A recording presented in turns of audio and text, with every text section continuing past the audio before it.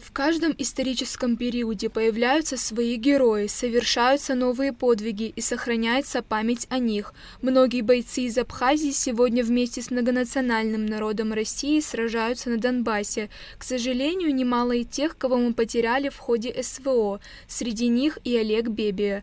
Погиб он 10 мая прошлого года при эвакуации раненых бойцов с передовой. Олег Бебия посмертно награжден Орденом Мужества и Золотым Георгиевским крестом первой степени. Славного сына абхазского народа посетили друзья и близкие Олега Бебия, представители Министерства обороны и общественности.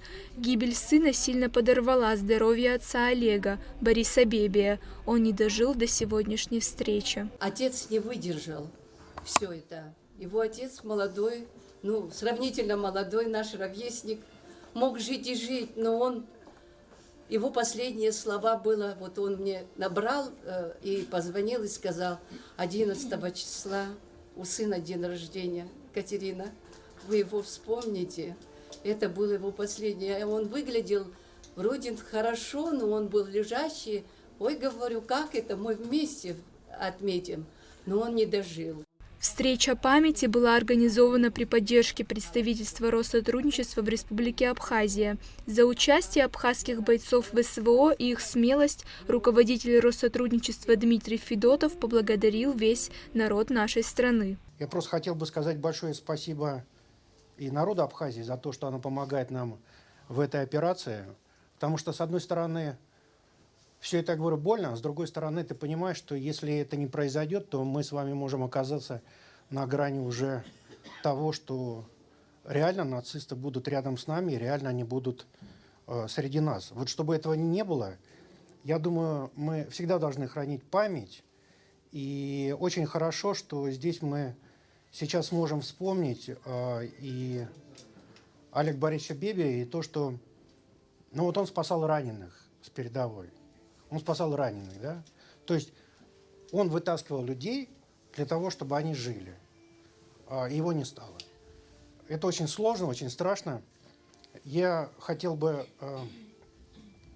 сказать большие слова спасибо родным, маме Олега Борисовича. Хотел сказать его супруге за то, что вы нашли время и возможность приехать сюда. И я думаю, что это нужно делать. Это нужно делать, и как бы не было тяжело нам всем дальше, без этого нельзя никак. Будучи совсем юным парнишкой, Олег проявлял большой талант к спорту, особенно к боксу. После окончания школы Олег переехал в Россию по приглашению тренера по боксу Игоря Угрозова и тренировался под его руководством в секции бокса «Клуб Боевые перчатки». В августе 2000 года Олегу Бебия было присвоено звание мастера спорта России. На встрече в честь его памяти были представлены множество наград Олега, в основном медали за первые места. С 7 лет он пошел заниматься боксом в поселок Агудера, где он родился в Гаджитском районе. У знаменитого тренера, заслуженный тренер Ашот Саян Хатхаман. Великолепный тренер был. В 1998 году он уезжает в Санкт-Петербург, и мы о нем не забывали, потому что мы следили за ним. Вы представьте себе, в течение 2 лет он провел 137 боев, из них которые 80 он выиграл. Это Кубок Москвы, в Питере, все мероприятия, которые проходили, он выигрывал, и он получает звание. Чемпион России. Это высокое звание было, и это было для нас большой гордостью. Защита Отечества требует мужества и самоотдачи, а иногда и самопожертвования. Каждому поколению нужны люди, которые способны вдохновлять и совершать героические поступки. В новейшей истории Абхазии добровольческому движению отведено особое место. И неоценим вклад добровольцев в национально-освободительное движение Абхазии, в победу в Отечественной войне народа Абхазии. Сегодня добровольцы из Абхазии, наши братья, товарищи, выполняют свой интернациональный долг, помогают народу Донбасса в его справедливой борьбе против фашизма. Светлая память Олегу Борисовичу.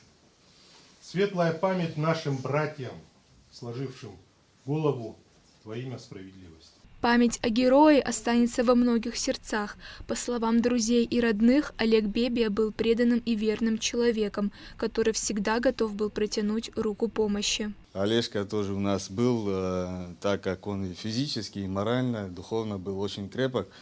Еще с тех времен, ну, как-то всегда мы рассчитывали на его поддержку, она всегда была в нужный момент.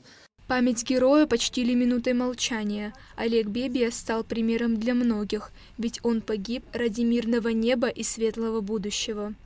Ульяна Рожкова, Тимур Гугохия, Абхазское телевидение.